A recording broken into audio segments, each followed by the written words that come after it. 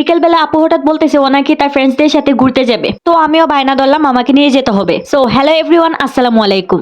বাসা থেকে বের হয়ে আমরা একটা রিক্সা নিলাম। প্রথমে আমরা আপুর বান্ধবীর বাসায় যাব, কিন্তু যা আপু তো আপুর বান্ধবীর বাসা চিনেই না। আমরা ভুল করে অন্য আরেকটি বাসা চলে গিয়েছিলাম। তখন আপুর বান্ধবী আপুকে ফোন দিয়ে বলতেছে তোরা কোথায়, আমি বাইরে দাঁড়িয়ে আছি তোদের জন্য। তারপর আমরা সঠিক লোকেশনে আসলাম। মাঝে মাঝে এরকম একটু আরেকটু ভুল হবে, আচ্ছা যাই হোক। দেন আমরা আসলাম, তারপর আপু তার বান্ধবীকে শাড়ি পরিয়ে দেয়। দেন তারা আমাদের নাস্তা দিলেন। আমি কি করলাম দেখেন, আমি পুরো প্লেটটি নিয়ে খেতে বসে পড়ছি। তারপর আমাকে অনেকগুলো চকলেট এনে দিল। খাওয়া শেষে আমরা ভাবলাম আমার একজন নানু এখানে আছেন, আমার নানুকে একটু দেখে যাই। তারপর আমি ক্যামেরা দেখে একটু ভাব নিলাম।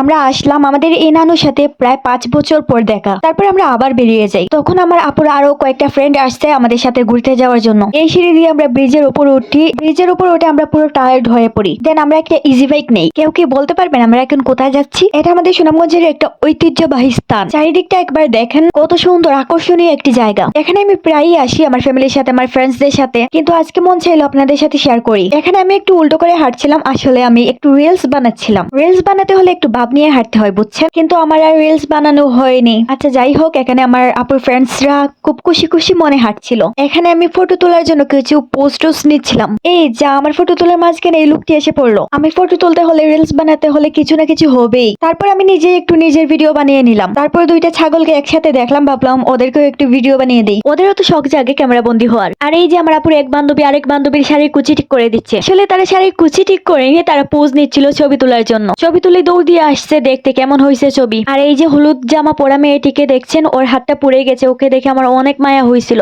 আমি ভাবছি নেক্সট টাইম এই জায়গায় গেলে ওর ফ্যামিলির সাথে দেখা করব। আমার অনেক মন খারাপ হয়েছিল ওকে দেখে। যাই হোক, তারপর সূর্যাস্ত দেখলাম। সূর্যাস্ত দেখে মনটা একটু ভালো হয়েছে। দেন এখন আমরা বাসায় ফিরবো। তো এই ছিল আমার আজকের ভিডিও।